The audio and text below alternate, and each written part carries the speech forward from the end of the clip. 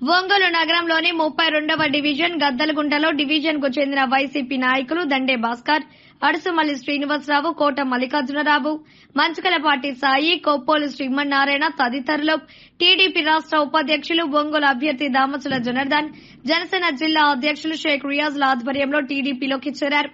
వారితో పాటు వారి కుటుంబ సభ్యులు, అనుచరులు సుమారుగా 150 మందికి జనార్దన్ కండువలు కప్పి స్వాగతం పలికారు. ఈ కార్యక్రమంలో డివిజన్ అధ్యక్షులు అరిగ శంకర్, కొటారి నాగేశ్వరరావు, గార్లపాటి శ్రీనివాసరావు, తోటకూర రంగారావు, నాగిశెట్టి బ్రహ్మయ్య, బండారు మదన్, గాజుల శ్రీను, చెల్లంశెట్టి అశోక్, కోట రాంబాబు, పసుపులేటి సునీత తదితరులు పాల్గొన్నారు. అదేవిధంగా Janasena party, Telugu Desam party, BJP అన్ని కూడా కలిసాం. ఈరోజు కుటుంబం పెద్దదైంది. అయినా కూడా ఏ ఇబ్బంది వచ్చినా కూడా వీళ్ళందరికీ కూడా ఎప్పుడు ఏ అవసరం ఉన్నా కూడా తప్పకుండా తెలుగుదేశం పార్టీ నేను వాళ్ళకి అండగా ఉంటామని చెప్పి కూడా ఈ సందర్భంగా నేను తెలియజేస్తున్నాను. ఎందుకు ఆ మాట చెప్తున్నానంటే నొక్కి వాళ్ళకి 3 రోజుల నుంచి వాళ్ళు నాకు వారంనే డిసైడ్ చేశారు, వచ్చారు, కలిశారు, మేమంతా కూడా చేరతామని చెప్పేసి ఆ రోజు చెప్పారు. చెప్పిన తర్వాత మనం ఈరోజు ఆదివారం పూట అయితే అందరూ ఉంటారు, శనివారం ఇవాళ సాయంత్రం పూట పెట్టుకుంటే బాగుంటుందని వాళ్ళు చెప్పిన తర్వాత ఈరోజు డేట్ మేము ఫిక్స్ చేసాం. ఈ 4 రోజుల నుంచి అనేక ఇబ్బందులు, అతను ఒక కాంట్రాక్టర్, బిల్డరు, ఆయన్ని ఇబ్బంది పెడతారు, ఆయనతో వచ్చే వాళ్ళందరికీ కూడా ఫోన్లు చేస్తారు, బెదిరిస్తారు. ఏదో నాకు అర్థం కావట్లా. ఎన్నికలు ఇంకా 40 రోజులు ఉంటే ఇంకా వాళ్ళే అధికారంలో ఉన్నారనుకున్నారో లేకపోతే వీళ్ళే శాశ్వతంగా ఉంటారో, ఈ అధికారులు కూడా వీళ్ళకే ఉంటారో, పోలీసులు వీళ్ళకే ఉంటారో నాకు అదేదో అర్థం కాల. వీళ్ళు అనేక విధాలుగా కూడా ఫోన్లు చేసి బెదిరిస్తారు. అయినా కూడా వాళ్ళొక ధైర్యంగా ఏదైనా కూడా మాకు అవసరం లేదు, మేమైతే మాట ఇచ్చాం, మేము వెళ్తామని ఏదైతే మాట వాళ్ళు చెప్పారో దానికి కట్టుబడి ఉండి ఈరోజు ఇంతమంది, ఇంత పెద్ద ప్రోగ్రాం, ఇంతమంది మహిళలు కూడా వచ్చే విధంగా ఈ కార్యక్రమాన్ని చేయటం జరిగిందని చెప్పేసి కూడా నేను తెలియజేస్తున్నా. కాబట్టి భాస్కర్ గారికి మనస్ఫూర్తిగా నా అభినందనలు తెలియజేస్తున్నాను. ఎందుకంటే బెదిరించే వాళ్ళు ఉంటారు. ఈరోజు మనం రాగానే ఇమీడియట్గా నేను డంపింగ్ యార్డ్ తీసుకొచ్చా. అంతకుముందు 4 సార్లు 3 సార్లు గెలిచాడు పెద్ద మనిషి. ఆయన ఇప్పుడు ఎన్నికల ముందు వస్తాడు, ఒకసారి నీళ్ళు ఇస్తేనే ప్రతిరోజు అని పోటీ చేస్తానంటాడు. ఒకసారేమో పట్టాలు, దొంగ పట్టాలు ఇచ్చేసి ఏదో ఆ పట్టాలు చూపించి ఒకసారి గెలిచాడు. ఈ రకంగా మాయ మాటలు చెప్పి ఈరోజు ఒంగోలులో ఏ రోజన్నా పట్టించుకున్నాడని అడుగుతున్నా. ఈరోజు మళ్ళా కూడా ఈ 5 ఏళ్లలో నేను అన్నీ కూడా చెత్త అంతా క్లియర్ చేసి ఒంగోలు అంతా కూడా ఒక మార్పు తీసుకొస్తే ఈ రోజుకి మళ్ళా అక్కడక్కడ వేస్తూ ఉన్నారు. గోళ్ళకు కూడా పెయింట్లు వేయించాం. ఎక్కడా కూడా ఇబ్బంది రాకుండా చూసే బాధ్యతగా ఆ రోజు అన్నీ కూడా మేము చర్యలు తీసుకున్నాం. ఈరోజు ఆ పరిస్థితులు మళ్ళా మారినాయి. డంపింగ్ యార్డ్ కూడా పెట్టించాం. డంపింగ్ యార్డ్ పెట్టించే పరిస్థితుల్లో కూడా దాన్ని తీసుకెళ్ళి వేయటానికి కూడా వీళ్ళకి ఇబ్బంది అయ్యే పరిస్థితులు వచ్చినాయి. అదేవిధంగా మేము ఉండేటప్పుడు మంచినీళ్ళు కూడా ప్రతిరోజు ఇవ్వాలనే ఒక సంకల్పంతో 125 కోట్లు తీసుకొచ్చి ఆ రోజు మేము మంచినీళ్ళు పైప్ లైన్ మనకి సాగర్ నుంచి వస్తుంటే మళ్ళీ గుళ్ళకమ్మ నుంచి కూడా సెకండ్ లైన్ పెడితే మనకు అటు లేకపోయినా కూడా ఇటు నుంచి తీసుకోవడానికి అవకాశాలు ఉంటాయని ఆ రోజు ఆ పైప్ లైన్ సెంట్రల్ గవర్నమెంట్ నుంచి శాంక్షన్ చేసి వేయించాం. అది అలానే ఆగిపోయింది. దాన్ని రేపు రాగానే ఖచ్చితంగా పూర్తి చేస్తాం. ప్రతిరోజు మహిళలకు ఇబ్బంది లేకుండా మంచినీళ్ళు వచ్చే కార్యక్రమాన్ని కూడా ఈ తెలుగుదేశం పార్టీ తీసుకుంటుందని చెప్పి కూడా మీకు తెలియజేస్తా ఉన్నా. అదేవిధంగా మనం ఇందాక కూడా మన సోదరుడు వచ్చి చెప్తున్నాడు, ఈ ఏరియాలో మనం 7:30కి మీటింగ్ పెడతామని పొద్దున్న నుంచి వదలకుండా నీళ్లు ఇప్పుడు వదులుతారంట. అంటే వీళ్ళని ఏమనాలి అంటే వాళ్ళకి ఆ పద్ధతులు ఏంటో మనకు అర్థం కావట్లా. ఉద్యోగస్తులు కూడా ఇంకా వీళ్ళ మాట ఎందుకు వింటున్నారు, ఆ విధంగా తయారైపోయింది. అంటే ఆడవాళ్ళు కూడా మీటింగ్ రాకూడదు, నీళ్ళు వస్తున్నాయి అంటే మీరు అందరూ కూడా వెళ్ళిపోయి నీళ్లు లేక ఇబ్బంది పడే పరిస్థితి వస్తుందని చెప్పి వెళ్ళటానికి 7:30కి నీళ్లు వదులుతారు వాళ్ళు. కాబట్టి ఆ విధంగా 7:30కి వదిలేరని చెప్పి కూడా చెప్తున్నారు. కానీ నేను ఒకటి చెప్తున్నాం, ఏదో ఎన్నికల కోసమో లేకపోతే ఇంకో దానికోసమో కాదు. ఖచ్చితంగా ఎక్కడైతే ఆగిందో నీళ్లు, మంచినీళ్ళు మీరు ఏ టైం అనుకుంటే ఆ టైంకి ఆన్ టైంలో మీకు వచ్చే విధంగా ప్రతిరోజు మంచినీళ్ళు అనేది సమస్య అనేది ఒంగోలులో లేకుండా చేస్తామని చెప్పేసి కూడా మీకు ఈ సందర్భంగా నేను తెలియజేస్తున్నాను. అదేవిధంగా మన డివిజన్కి రావటానికి కూడా ఆ రోజు సమ్మర్ స్టోరేజ్ ట్యాంక్ పక్కనే రోడ్డు కూడా వేసాం. ఎందుకంటే ఊరంతా తిరిగేది కాకుండా యాక్సెస్ ఉంటుందని చెప్పేసి ఆ రోడ్డు కూడా మన టైంలోనే వేసాం. ఈ డివిజన్లో పార్క్ డెవలప్ చేసాం. శ్మశానం అని చెప్పి ఆ రోజు పెద్దలంతా చెప్తే శ్మశానం డెవలప్ చేసాం. సిమెంట్ రోడ్లు దాదాపు అన్నీ కూడా కంప్లీట్ చేసాం. అదేవిధంగా డ్రైనేజ్ కంప్లీట్ చేసాం. వాటర్ ప్లాంట్ పెట్టించాను. ఇన్ని కార్యక్రమాలు కూడా తెలుగుదేశం పార్టీలో జరిగిందని చెప్పి కూడా మీకు ఈ సందర్భంగా నేను గుర్తు చేస్తూ ఉన్నా. కాబట్టి ఈరోజు ఉండే ప్రభుత్వాన్ని ఒకసారి మీరు ఆలోచించుకోండి, కంపారిజన్ చేసుకోండి. ఆ రోజు ఉండే పరిస్థితుల్లో ఎలా ఉన్నాయి, ఈ రోజు ఉండే పరిస్థితులు ఎలా ఉన్నాయి. ఆ రోజు చంద్రబాబు నాయుడు గారి పరిపాలనా విధానం ఏ విధంగా ఉందో, ఈరోజు జగన్మోహన్ రెడ్డి వచ్చిన తర్వాత పరిపాలన ఏ విధంగా ఉందో మనం ఒకసారి చూసుకోవాల్సిన అవసరాలు ఉన్నాయి. ఆయన జగన్ రెడ్డి వాళ్ళ బంధువు అని చెప్పాడు.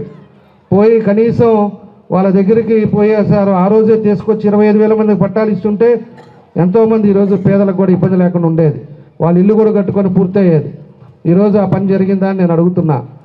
ఏదైనా కూడా దాని మీద ఆలోచన ఉండిందా అని అడుగుతున్నా నేను. ఈరోజు వచ్చే లోపల కావాలని చెప్పి ఎన్నికలు వచ్చే లోపల మీ అందరికి కూడా పట్టాలు ఇస్తాం, అదేవిధంగా ఇల్లు కట్టిస్తాం. ఆ ఇచ్చే 1 సెంటు మీదంటే 4 అంతస్తులు కూడా మీరు కట్టుకోవచ్చు, దాని మీద 10 లక్షలు వాల్యూ అయ్యిద్దని చెప్పేసి ఈ మాయమాటలు చెప్తున్నారు. 1 సెంట్ అనేది ఎన్ని అడుగులు ఉంటుందో అనేది కూడా మీరు గుర్తు తెచ్చుకోండి. కరెక్ట్గా కట్టుకుంటే ఒక బాత్రూమ్ సైజు, దాని సైజులో ఈయనంటే 4 అంతస్తులు కట్టచ్చు అని చెప్పేసి ఈరోజు మాయమాటలు కూడా చెప్తా ఉన్నాడు. ఇవన్నీ కూడా మనం కూడా ఆలోచించుకోండి. మీరు ఇవన్నీ కూడా ఆలోచించుకొని మీరు కూడా మంచి నిర్ణయాలు తీసుకోవాలని చెప్పేసి కూడా నేను తెలియజేస్తా ఉన్నా. మేము తెలుగుదేశం పార్టీలో టిట్కో హౌసెస్ కట్టాం. ఆ రోజు ఎంతోమంది కూడా పేదలు అనే వాళ్ళనే చూసి ఇచ్చాం. ఒక పార్టీ అనే చూడ ఎవరైతే ఎలిజిబిలిటీ ఉన్నారో, ఎవరైతే అర్హులు ఉన్నారో వాళ్ళందరికీ కూడా ఆ రోజు కట్టుకోమన్నాం. దాన్ని ఈరోజు 16,000 ఇల్లు శాంక్షన్ చేపిస్తే 6,000 ఇల్లు దగ్గర 80% కట్టాం. వీళ్ళకి నిజంగా చిత్తశుద్ధి ఉంటే 20% కంప్లీట్ చేస్తుంటే ఇవాళ 6,000 వాళ్ళ సొంత ఇళ్లలో ఉండేవాళ్ళు. దాన్ని చేయలే. ఎందుకంటే చంద్రబాబు నాయుడు గారు చేశారు, తెలుగుదేశం వాళ్ళు చేశారు, దాన్ని చేయలే. అది అట్లా పక్కన పడేశారు.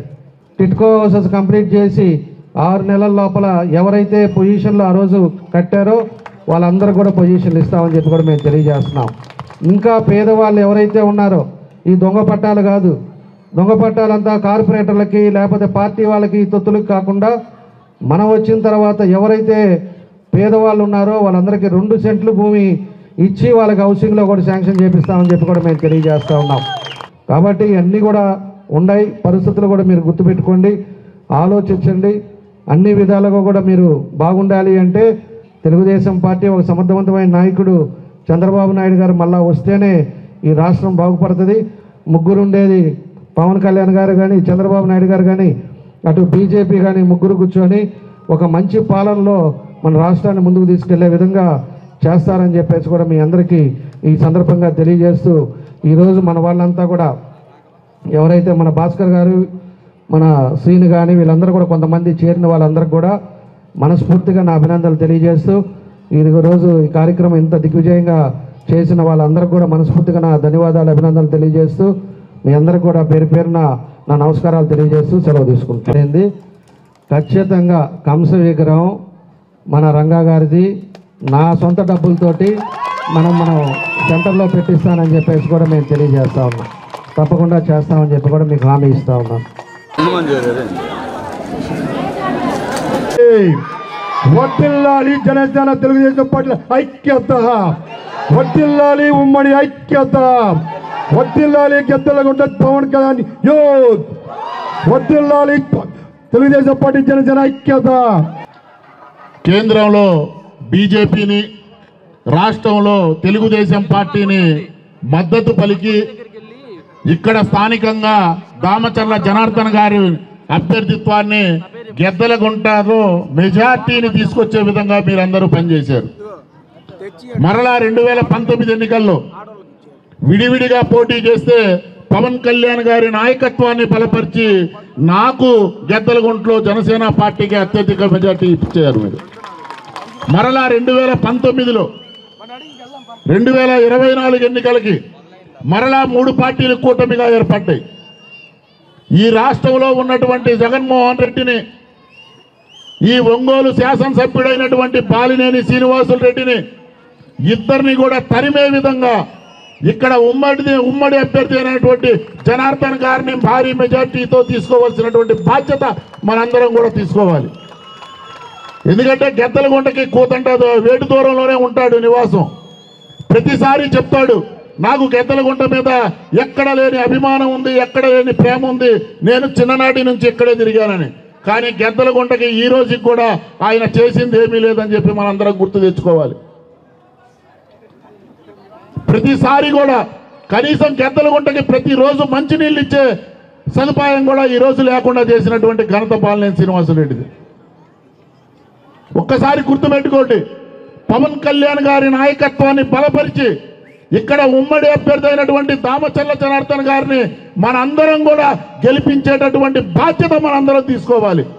ఆ రోజే పవన్ కళ్యాణ్ గారికి మనం గిఫ్ట్ ఇచ్చినట్టు అవుతాం. ఈ రాష్ట్రం అభివృద్ధి కోసమే, ఈ రాష్ట్రంలో పరిశ్రమలు తీసుకొచ్చి ఇక్కడ ఉన్నటువంటి యువతకి ఉద్యోగ అవకాశాలు కల్పించే దిశగా పవన్ కళ్యాణ్ గారు జనసేన పార్టీని తెలుగుదేశం పార్టీతో మద్దతు పెట్టుకోవడం జరిగింది. రేపు రాబోయే రోజుల్లో ఎట్టి పరిస్థితుల్లో కూడా మనం షేరింగ్లో ఉంటున్నాం. గెద్దలగుంటకి ఏ సమస్య వచ్చినా సరే జనార్దన్ గారితో పని చేయించేటటువంటి బాధ్యత జనసేన పార్టీ నుంచి నేను తీసుకుంటానని చెప్పి మీ అందరికీ కూడా ఈ సభావేదికగా చెప్తున్నాను. మన ముందున్నటువంటి లక్ష్యం ఒక్కటే, రేపు 24 ఎన్నికల్లో గ్లాసు లేదు, కానీ మనకి కనపడే గుర్తు ఒకటే, సైకిల్ గుర్తు మాత్రమే మనకి కనపడాలి. సైకిల్ గుర్తు కూడా గ్లాసు గుర్తుగానే భావించి మీరందరూ కూడా ఇక్కడ నుంచి భారీ మెజార్టీతో జనార్దన్ గారిని గెలిపిస్తారని చెప్పి మనస్ఫూర్తిగా కోరుకుంటూ నాకు ఈ యొక్క అవకాశం ఇచ్చినటువంటి గద్దలగుంట ప్రాంత ప్రజలందరికీ కూడా మరొక్కసారి ధన్యవాదాలు తెలియజేసుకుంటున్నాను. దామచర్ల జనార్దన్ రావు గారిని గెలిపించాము అనేది నిదర్శనంగా నిరూపణ మీ ద్వారా తెలియజేసుకుంటున్నాం. అదేవిధంగా మన గెద్దలగుంటకి దగ్గర మనకు స్వతంత్రం వచ్చినప్పటి నుండి కూడా డెవలప్మెంట్ జరిగింది. దగ్గర ఇప్పటి వరకు తెలుగుదేశం వచ్చిన కాడి నుంచి దగ్గర 15 కోట్ల రూపాయలు మన గెద్దలగుంటకి ఖర్చు పెట్టిన ఘనత మన తెలుగుదేశం పార్టీ ద్వారా మనం చేసుకోవడం జరిగింది. పవర్ స్టార్ అభిమానులు ఎంతమంది ఉన్నారు చేతులు ఎత్తండి. పవర్ స్టార్ పవన్ కళ్యాణ్ నాయకత్వం వర్ధిల్లాలని అందరూ చెప్పండి. యువత రాష్ట్ర ఉపాధ్యక్షులు అయిన దామచర్ల జనార్దన్ గారికి, జిల్లా జనసేన అధ్యక్షులు షేక్ రియాజ్ గారికి, అట్లాగే వేదిక అలంకరించిన ఎక్స్ ఎంఆర్ఓ తోటపల్లి రంగారావు గారికి, ఈ రాక్షస పాలనని అంతం చేయాలంటే బాబు రావాలి. Hello AP, hello AP, psycho పోవాలి, సైకో పోవాలి, ఇదే నినాదంతో మనం పనిచేయాలి. ముఖ్యంగా ఈ సభను ఎన్నో విధాలుగా ఆటంకపరచాలని, ఇబ్బందులు పెట్టాలని చాలా రకాలుగా కుయుక్తులు పన్నారు, కానీ ఫెయిల్యూర్ అయ్యారు. మేము సక్సెస్ అయ్యామే అనుకుంటున్నాం. మీ అందరి సహాయ సహకారాలతో మేము సక్సెస్ అయ్యాము. ఈ సభను నిర్వహించడానికి ముఖ్య కారణం మా అధ్యక్షులైన దామచర్ల జనార్దన్ గారు. వారికి హృదయపూర్వకంగా ధన్యవాదాలు తెలుపుకుంటున్నాను. అలాగే పిలవంగానే వచ్చిన మా రియాజ్ గారికి ధన్యవాదాలు తెలుపుకుంటున్నాను.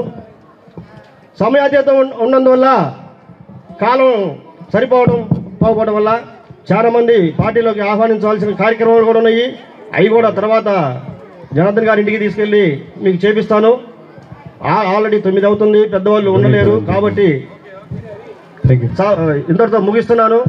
అందరికీ ధన్యవాదాలు తెలుపుకుంటున్నాను.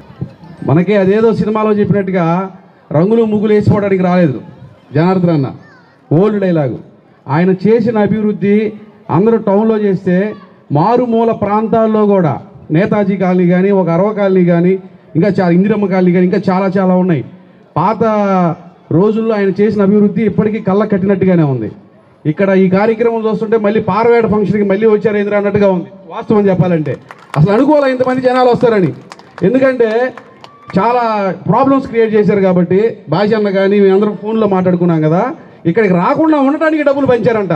వాస్తవం చెప్పాలంటే ఎందుకంటే ఉన్న విషయం ఉన్నట్టు మాట్లాడుకోవాలిగా, అది కరెక్ట్ కాదు. గెలుపుని ఎవరు ఆపలేరు కాబట్టి ఖచ్చితంగా రేపు రాబోయేది దామచర్ల జనార్దన్. దీంట్లో ఎటువంటి మార్పు లేదు. సూర్యచంద్రుడు లాంటి మన జనార్దన్ అన్న, మన రియాజ్ అన్నని ఎవరు ఆపలేరు.